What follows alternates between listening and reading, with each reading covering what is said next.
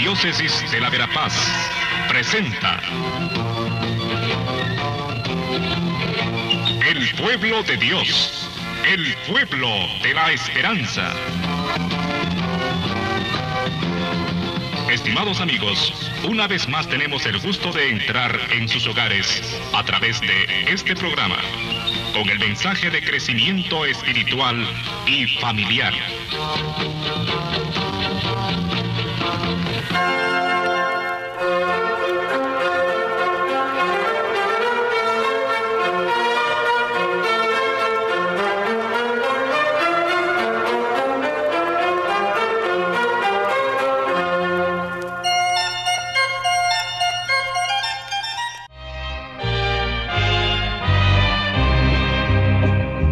Desde el hondo a ti grito, Señor, Señor, escucha mi voz, estén tus oídos atentos a la voz de mi súplica. Mi alma espera en el Señor, mi alma espera en su palabra, mi alma aguarda al Señor, porque en Él está la salvación. Como siempre, mi saludo cordial a todos y todas, y gracias siempre por seguir estos programas en los que vamos alimentando poco a poco nuestra fe. Se dice que estas reflexiones sobre la palabra, así como la homilía en la misa, debe ser un poco como el chipi chipi, como esta lluvia que va cayendo poco a poco y va fecundando la tierra. No debe ser como uno de esos grandes aguaceros, esas grandes tormentas que lavan la tierra de una vez y que arrasan con todo, sino debe ser como una lluvia, limusmushab, que va mojando la tierra y que va haciéndola fecunda. Y por eso domingo tras domingo ponemos nuestra atención en la palabra. Ya desde el domingo pasado, como este, volvemos al tiempo ordinario y, como ustedes ven, retomamos los textos de San Mateo, que habíamos dejado, aunque estamos en este año 2014 en el ciclo A dedicado a San Mateo, lo habíamos dejado, puesto que en el tiempo de la Pascua, sobre todo, son otros textos y ponemos atención bastante más a San Juan o a otros evangelistas. Ahora, en estos domingos del tiempo ordinario, volvemos a retomar San Mateo.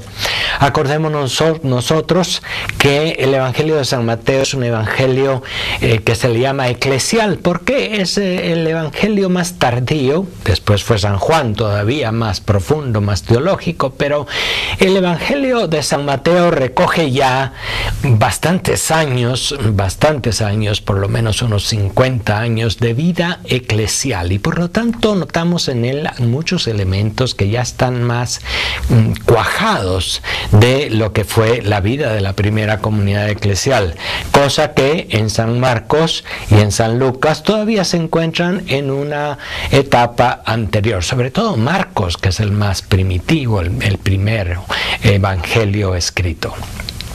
Es por eso que hace 8 días ya encontrábamos un texto bastante elaborado de cómo la fe en Jesús, manifestada por Pedro, pues había desarrollado bastante después de 50 años de la muerte y resurrección de Jesús.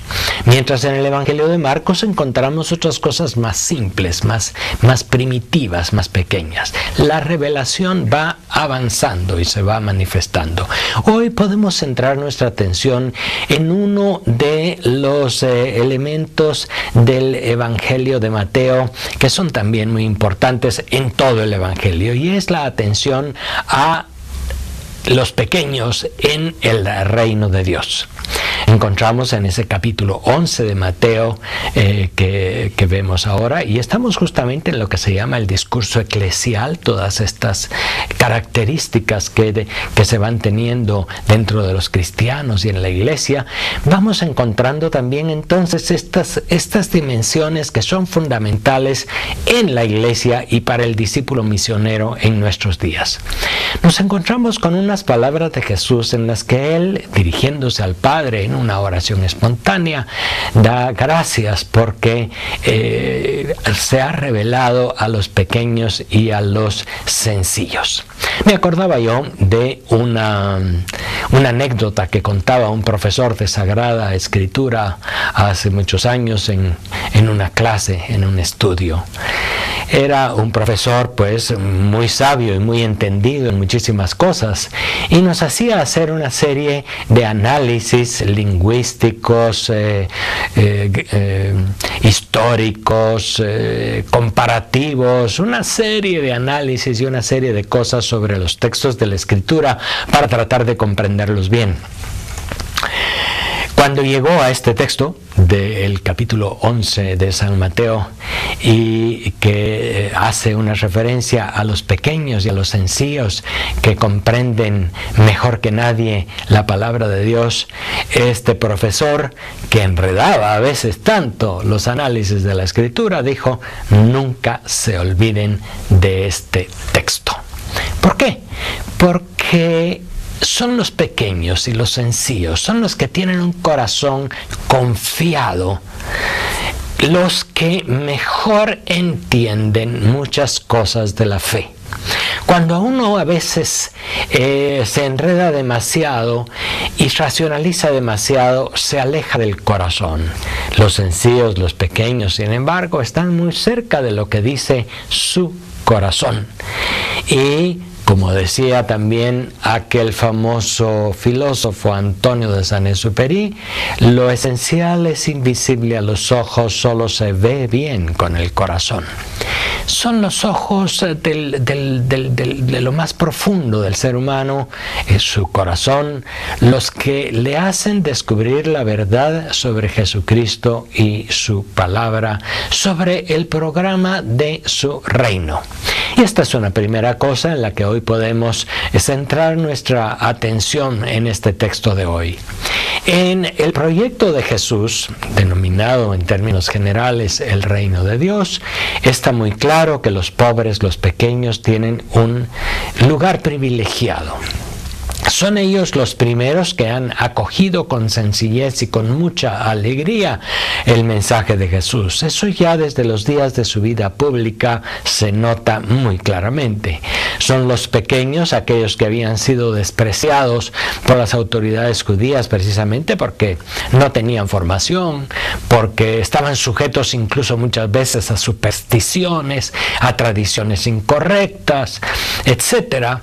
Estos pequeños son los que primero se acercan a Jesús, cuando ven que Él habla también de una manera sencilla, cuando ven que Él también se acerca a ellos con un corazón humilde y manso y sencillo.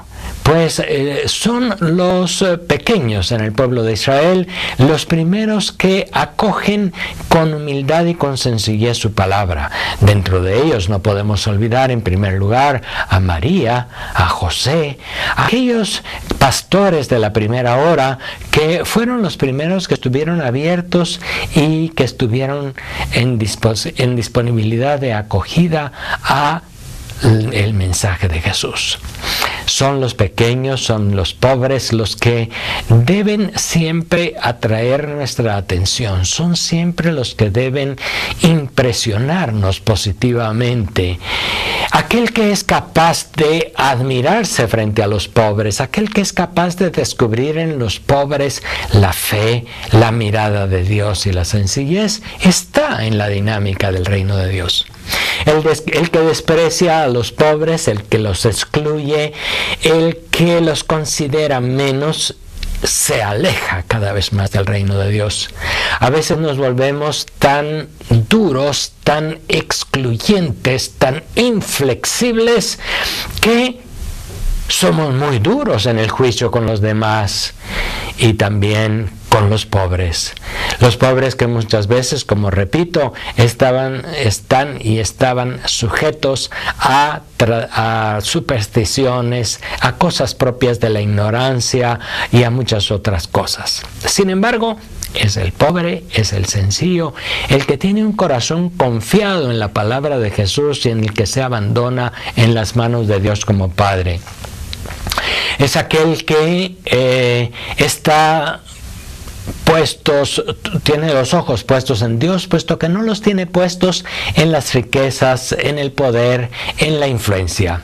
Cuánta gente con mucha riqueza, con mucho poder y con mucha influencia no sabe descubrir la alegría y la belleza de la vida que descubren los pobres. Si llevas cuenta de los delitos, Señor, ¿quién podrá resistir? Pero de ti procede el perdón, y así infundes respeto. Mi alma espera en el Señor, mi alma espera en su palabra, mi alma aguarda al Señor, porque en él está la salvación. Mi alma aguarda al Señor, más que el centinela a la aurora. Aguarde Israel al Señor, como el centinela la aurora. Mi alma espera en el Señor, mi alma espera en su palabra. Centramos nuestra atención en esa frase tan bella de Jesús: te doy gracias, Padre, porque has escondido estas cosas a los sabios y entendidos y las has revelado a la gente sencilla. Sí, Señor, así te ha parecido bien. Quienes creen saber más, quienes creen tener más y quienes de hecho tienen más poder y dominio, muchas veces desprecian al pobre como el que no sabe, ni siquiera le atienden, ni siquiera le escuchan. Y eso distorsiona, eso vicia las relaciones humanas y hace también graves problemas sociales. Viene a mi mente algo que estamos constantemente sufriendo en nuestro país y ahora, y es la falta de atención a consultar a la gente sobre las consecuencias que determinados proyectos, que por otra parte podrían ser buenos y que bien llevados pueden contribuir al bien del país.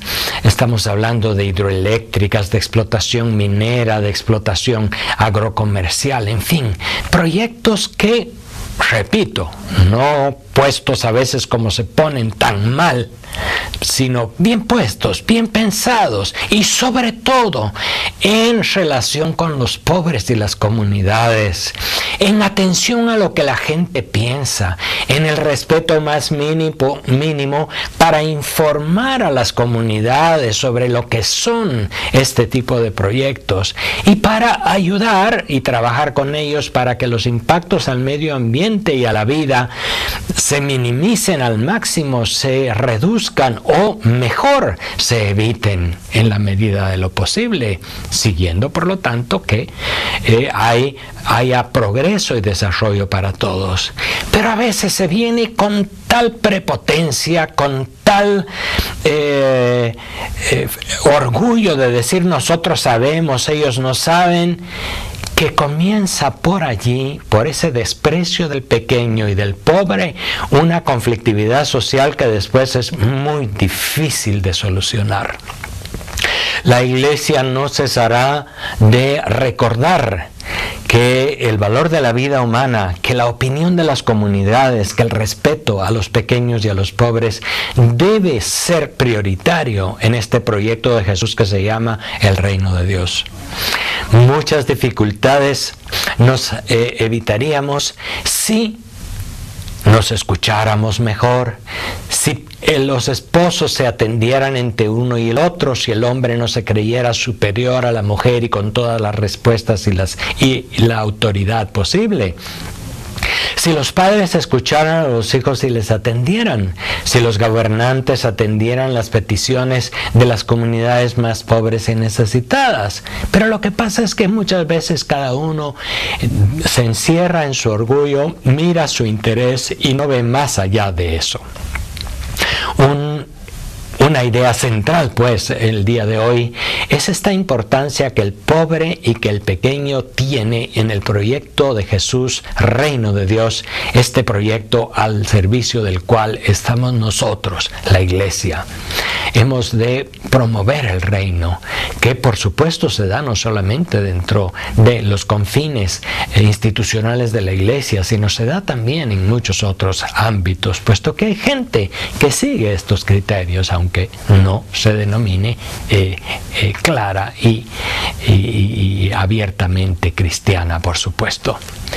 Hoy la primera lectura del libro de Zacarías también subraya esa dimensión, y fíjense ustedes que es una profecía que es utilizada también para iluminar aquel gesto de Jesús cuando entró a Jerusalén montado en un burrito. No entró a Jerusalén montado en un caballo. Los caballos eran los animales que eran usados por los guerreros. Entraba en un caballo para ir a la guerra, entraba en un caballo después de venir de la guerra para mostrarse triunfador sobre otros.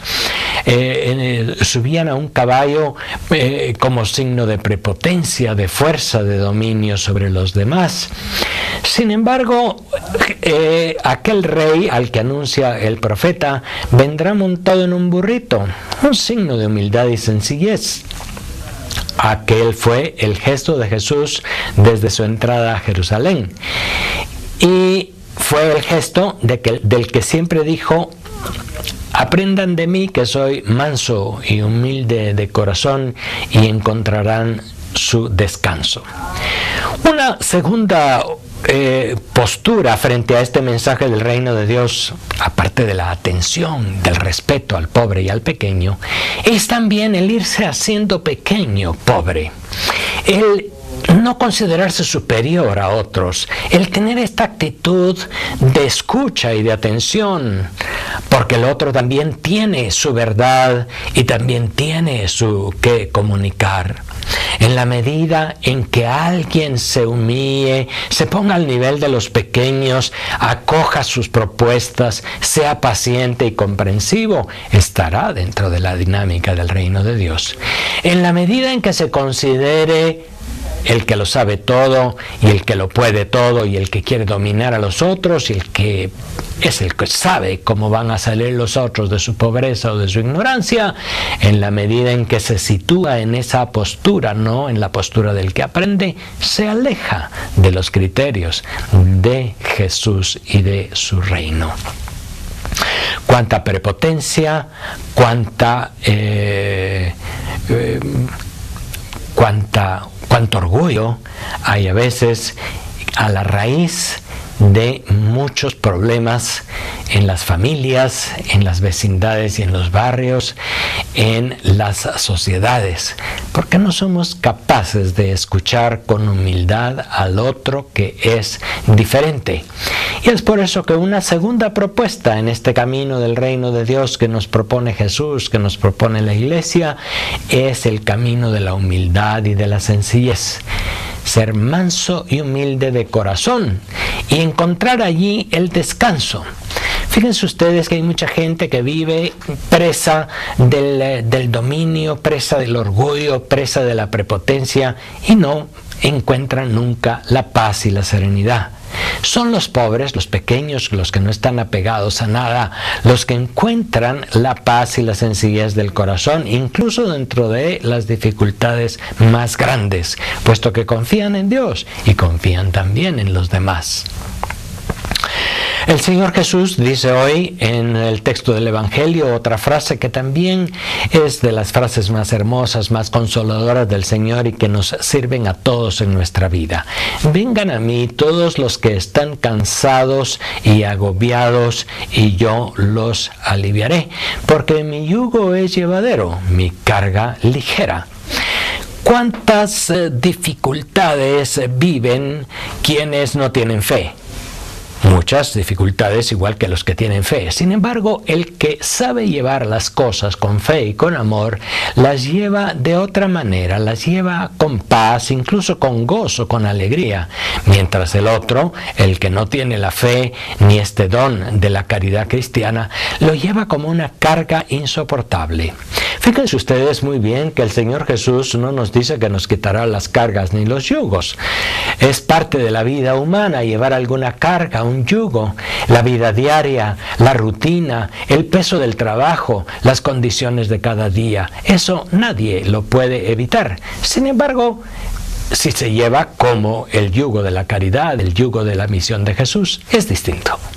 Mi alma aguarda al Señor, porque de Él está la salvación. Porque del Señor viene la misericordia y la redención copiosa, y Él redimirá a Israel de todos sus delitos. Mi alma espera en el Señor, mi alma espera su palabra, mi alma aguarda al Señor, porque en Él está la salvación. La vida actual, sobre todo en las ciudades, pero también se va poniendo así en el campo, es una vida llena de muchas solicitudes, dificultades, sobre todo los que viven en las ciudades grandes, el tráfico, los horarios, el peso de cada día, la preocupación para que alcancen los salarios, etcétera, cuánta dificultad. Pero también en el campo, también en las ciudades más pequeñas, en los pueblos, se viven preocupaciones. ¿Quién no vive alguna preocupación? ¿Quién no lleva alguna carga, un yugo en nuestros días? Y ahí volvemos a escuchar esta palabra tan consoladora del mismo Jesús. Vengan a mí los que están cansados y agobiados, porque yo los aliviaré. Pero dice, carguen con mi yugo. Jesús tampoco vivió exento de yugos en su propia existencia. Tuvo la carga de tener que hacer frente a una misión, además una misión única en la que él iba siendo como el que iba abriendo brecha, el que iba adelante, el que no tenía más que algunos compañeros que al fin y al cabo no acababan de entenderle muy bien. ¿Quién sufrió un yugo más fuerte que el de Jesús, que tuvo que enfrentarse a las autoridades de su propia religión y de su propia cultura porque se daba cuenta de que aquello no iba funcionando de acuerdo con su proyecto? Jesús, que cargó con la cruz, y sin embargo, en todas las circunstancias más difíciles de su propia vida, en las que Jesús tuvo que llevar un yugo, como llevan los bueyes para tener que arar los campos, un yugo que carga sobre sus cabezas, sobre sus espaldas, Jesús, a pesar de que tuvo que también cargar con el yugo de la cruz, con su carga tan pesada, podemos decir que él fue el primero al que esa carga se le hizo ligera, se le hizo llevadera. ¿Por qué? Porque la llevó con un amor inmenso, con un afán de servicio y atención a los pequeños, grandísimo. Ese es el yugo de la vida, es el yugo de la misión cristiana, que tiene también su dificultad y que no puede dejarse de lado. Jesús nunca invitó a sus discípulos diciéndoles, vengan conmigo que vamos a comer y beber y a pasarla bien y van a ser absolutamente simple y sencillamente felices conmigo. No, les dijo, el que quiera seguirme, que tome su cruz. El que quiera seguirme, que deje padre y madre. El que quiera seguirme, que reniegue, que se deje a sí mismo y cargue con su cruz y me siga cada día. O sea, en la vida cristiana, como en la vida en general, porque ningún ser humano, por más rico y más feliz que sea, que parezca, se puede considerar exento de cargas, ningún ser humano puede estar exento de cargas. Sin embargo, el cristiano sabe llevar esa carga con otra energía, la energía del Espíritu Santo, la energía de Jesús, que anima y que fortalece, porque es la energía del amor. Cuando alguien sirve a los otros por amor, no le cuesta tanto, le cuesta, pero no tanto, hacer cosas que a otro, sin amor, le parecen repugnantes, le parecen sucias, le parecen humillantes. La Madre Teresa de Calcuta, que cuidaba a aquellos pobres moribundos que se quedaban tirados en las calles de Calcuta o de Bangladesh o donde fuera en la India, porque aparte de ser pobres, ancianos, enfermos, eran de una casta absolutamente despreciada dentro del mundo de aquella cultura hindú de la India. Y allí, haciendo los trabajos más pobres, limpiando a aquellos hombres y mujeres de sus propios excrementos, limpiándoles sus enfermedades, aunque sabía que no iba a poderlos curar, simplemente llevándolos a un lugar para que murieran tranquilamente. Estaba llevando un yugo, seguramente que a Teresa de Calcuta le costaba, pero lo llevaba con alegría, incluso con satisfacción de servir al Señor, con la satisfacción profunda del amor. Ese es el yugo cristiano, esa es la cruz que se lleva por Cristo. Cuando un padre de familia, una madre de familia, lleva también las dificultades diarias de la vida, que parece que no sirven para nada para el reino de Dios, la rutina de cada día, las preocupaciones, los trabajos, las cosas, pero las va llevando con un amor inmenso a sus hijos y a su familia, y sobre todo con una motivación cristiana, todo aquello se hace mucho más llevadero. Acordémonos que esto lo está enseñando Jesús en el contexto de la primera frase. Dichosos los pobres y los pequeños porque entienden estas cosas, que no las entienden a veces los sabios y prudentes. Hay gente que se cree muy sabia y muy prudente y que pone el objetivo de la vida en tener más dinero, en poder hacer más viajes, en acumular, en vestirse mejor, en tener una salud y un cuerpo perfecto, etcétera. Y no son felices de todos modos, aquello no sacia, han puesto su corazón en donde no se debía poner y no logran la realización y la felicidad. El que sigue el camino de Jesús, aunque tiene que pasar por la cruz, encuentra la realización, encuentra la paz en su propia existencia y encuentra una gran libertad. Eso es única y exclusivamente fruto del Espíritu de Jesús que Él mismo nos ha dado, que está en nuestros corazones, que nos puede animar y alentar para hacer este camino. Hoy, en este 14º domingo del tiempo ordinario, la segunda lectura nos hace una referencia justamente a esta fuerza del Espíritu. Estos caminos del reino de Dios, estos caminos del proyecto de Jesús se entienden bien sola y exclusivamente movidos por la fuerza del Espíritu que está en nuestros corazones. Al seguir pues el Evangelio de San Mateo en todos estos domingos del tiempo ordinario, que les invito a volver a retomar, a volver a leer, nos encontramos ya en este capítulo 11 con estas indicaciones del discurso eclesial, esta serie de indicaciones y de recomendaciones que ayudan a seguirle a Él y ayudan a comprender mejor su propio proyecto. Gracias por su atención. La próxima semana espero contar con su compañía.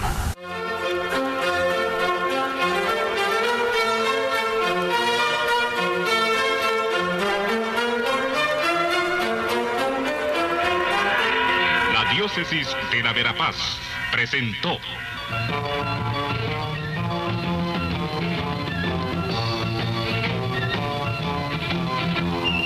El pueblo de Dios, el pueblo de la esperanza. Agradecidos por su atención al mensaje de crecimiento espiritual y familiar. Hasta otra oportunidad.